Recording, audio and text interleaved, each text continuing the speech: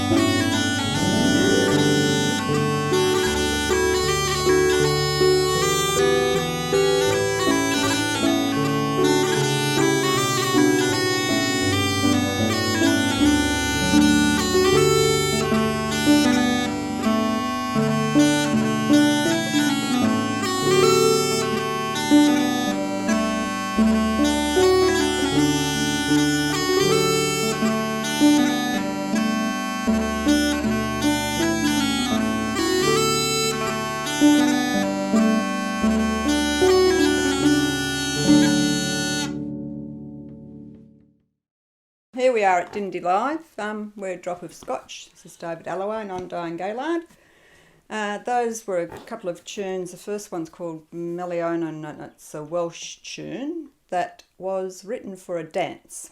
Usually has The second part of the tune played 7 times, which becomes a little bit tedious. And the second tune was called The Boy's Lament for His Dragon, which is actually a Scottish, written by a Scot, but being a dragon tune, we thought they went well together as Welsh tunes. This song was one that was taught to me as a child in Scotland by my mother. She used to sing it to me as I went to sleep. The trouble was I'd stand up in the cot and sing it. It's all about a person who used to sell sweets to kids in Glasgow and rotted their teeth. It goes like this. Ali bally bee, sitting on your mother's knee, greeting for a wee bobby to buy some coulter's candy. Ali bally bee, when you go up you're gone to see, making pennies for your mother and me to buy some coulter's candy. Ali bally bee, sitting on your mother's knee, greeting for a wee bobby to buy some coulter's candy. Are we Jeannie's greeting twa? So what can poor old mother do? But gie them a penny atween the twa to buy some coulter's candy. Ali bally bee, sitting on your mother's knee, greeting for a wee bobby to buy some coulter's candy. Now our wee Jeannie, she's looking awfully thin, a ricket o' bones covered o'er wi' skin. But now she's getting a wee double chin, frae sucking on coulter's candy. Ali bally bee, sitting on your mother's knee, greeting for a wee bobby to buy some coulter's candy.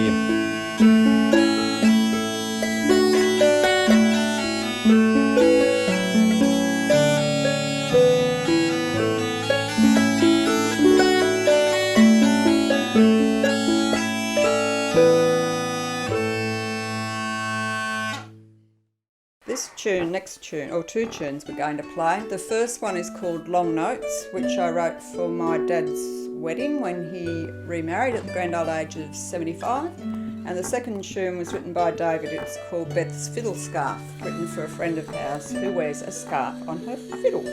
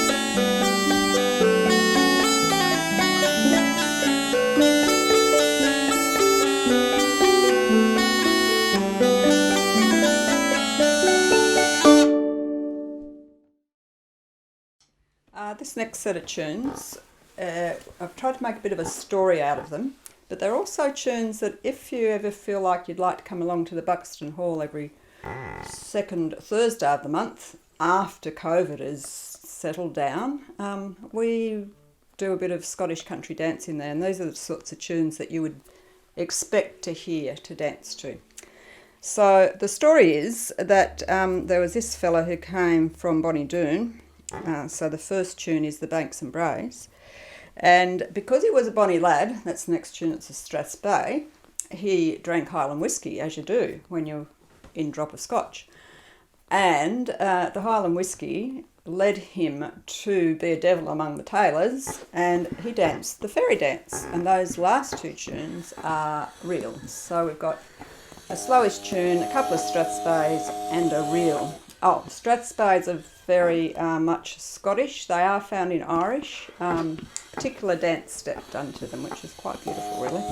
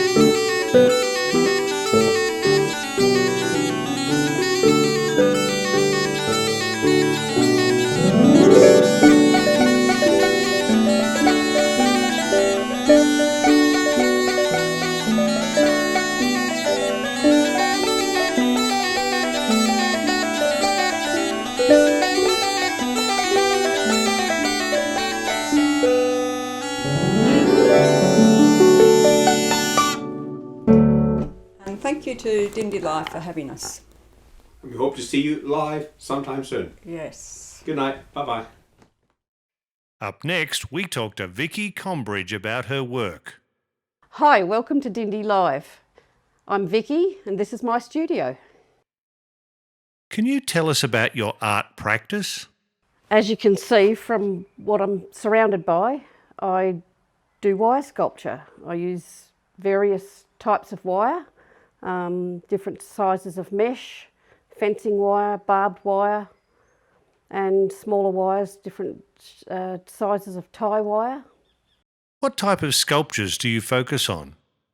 I create mostly birds and animals, but I'm also interested in creating fantasy creatures such as mermaid. I've made several dragons, fairies. I'm working on one now. So that's basically what I make. I do a lot of smaller pieces like chooks and magpies. They're quite popular and I make a lot of those, to the point where sometimes I feel a bit like a chook factory. But I prefer making, sort of animals and fantasy creatures. How did you start your artistic journey? My mother was an artist and originally I was interested in painting. Over the years I just gradually became interested in doing bits and pieces with wire and did a very short course in wire sculpture, which I learned how to make a stick figure, which was quite amusing. But that gave me a kickstart and really got me into it. And then I started making bigger pieces. I think the first thing I made was a dragon, which I sold with my previous house. And then when I moved here to this area, I really got interested in it because there was a sculpture competition in Mansfield which enabled me to actually show my work to people. So that really got me started. What drew you to work and live in the Murrindindi Shire? Well, I've always been a country girl. I've always lived on farms, except for when I split up from my ex and I found myself living in suburbia, which I hated. I met my current partner and we decided to move to this area. He'd always wanted to live near the water, so we were living near the lake, and now we're living near the river. Fishing's one of his passions, and so when he goes fishing I work on my wire or paint, one or the other. How do you start the process of making your sculptures? The funny thing is I've usually got quite a clear picture in my head, and even though I paint, when I do a sketch to start a sculpture, it's usually the most ridiculously childish scribble on a scrap of paper, on the back of a newspaper, even on my desk with a bit of pencil or something. And then quite often I will draw them to scale on the concrete floor just to start off to get the size right. But other than that, it's I'll take fairly accurate measurements for an animal or something. I'll get them off the internet and I'll get pictures of an animal from different angles so that I make sure that I've got the muscular sort of part of it looking right and the proportions right. But when it's a fantasy creature, I'll still use human body proportions. But I sort of go by feel and just by the look. If it looks right and it's not jarring to the eye, then to me it's right. Can you explain the process of your painting? Yeah, well there's a bit of a trick to that. I make sure that I use a really good quality undercoat to start with, which is actually a etching primer. So it gets a really good coat of that first. So that gives the paint really good stickability to the wire. The actual painting process, it usually ends up either a really thick coat of paint, which you're not really supposed to do with spray paints, but it works for this, or several coats of colour. And you also have to spray paint in different directions, because even though the wire's quite fine, you find if you spray in that direction and then look at it from that side, it doesn't look painted. So you have to kind of spray in every direction. And then the bigger pieces that are sort of going in exhibitions and things, they usually get quite a few coats of clear coat over the top as well, so that they don't sort of start losing paint during an exhibition or something. But the pieces are all meant for outdoor use, and so with time and weather and whatever, they will eventually fade and start to rust, but that's all intentional. They're meant to sort of eventually sort of blend into their background, so to speak. Yeah, the painting process was something that I've only started doing in the last couple of years. I used to leave all my wire just as wire, and but then I had a commissioned piece to do this little dog for a lady whose dog had passed away, and I showed her the picture of it unpainted, and she just didn't like it. She didn't want it anymore. So it sat in my workroom for a little while, and then one day I decided to paint it, and she'd sent me photos, so I painted it true to colour of the little dog and then sent her another photo, and she absolutely fell in love with it. So since then I've been painting most of my sculptures. Some of them I just give them a coat of, it's a aluminium paint over the wire, just to even out the shades of the different wire.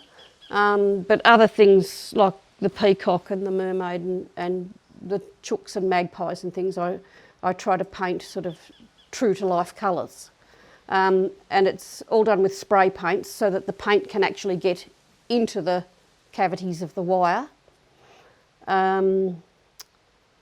Yeah, and I have to mask off various pieces until something else is dry. So even just painting a simple chicken can take sometimes 2 days to paint.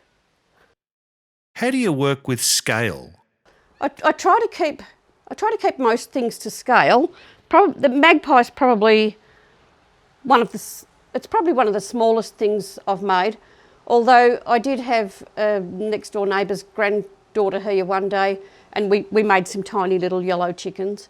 So, but no, the magpie is probably the smallest thing I made. The smaller they are, the harder they are to make, because they just get so fiddly. I think the biggest I've done are these two, the mermaid and the peacock are the biggest I've made, and I'm working on that newborn foal there. But I do have sculptures in my head that are huge. Haven't worked out how to do them yet, but I'll get there. Can you show us some of your work? The mermaid was made to bring awareness to plastic pollution in the ocean. Originally she's just sitting there at the moment, but originally I had her displayed surrounded by plastic rubbish and holding like a big string bag full of plastic rubbish that she'd collected obviously from the ocean. And the peacock, when we first moved to Goffs Bay, there was a peacock. The previous owners had peacocks, and there was one, they'd been let loose, and there was one that was still used to hang around, but he used to sort of go down into the sort of village part of Goffs Bay and visit everybody, so he was kind of Goffs Bay's peacock. Where can we see some of your work? I'm not too sure how much longer I'll have it in Redgate Espresso, but they have said that I can basically have it there as long as I like, so that's nice. And it made in Mansfield. And I usually put on Facebook whatever exhibitions I've got my pieces in, except of course with all this COVID business, all the exhibitions have been shut down, things like the Melbourne International Flower and Garden Show, which was my absolute favourite. Yeah, that's all been closed down. And they actually did an online version of that this year, and the eagle up there won. So that was pretty exciting. He won the garden section in that competition, so that was fantastic. Thanks everybody for listening. I hope you've enjoyed seeing some of my work, and hopefully you'll see it in person at some stage when we're allowed to exhibit out in the open again. Thank you. Thanks to Drop of Scotch and Vicki Combridge. And thanks to you for listening and supporting local. Would you or your organisation like to be featured on our program? To register your interest, head over to murrindindi.vic.gov.au/Dindi Live. Dindi Live, bringing the arts to you. In Murrindindi Shire, it's business as unusual, and right now our local businesses need you. Every dollar you spend locally helps business owners support their family, other businesses and you. Shop local, shop Dindi. Visit dindidirectory.com.au.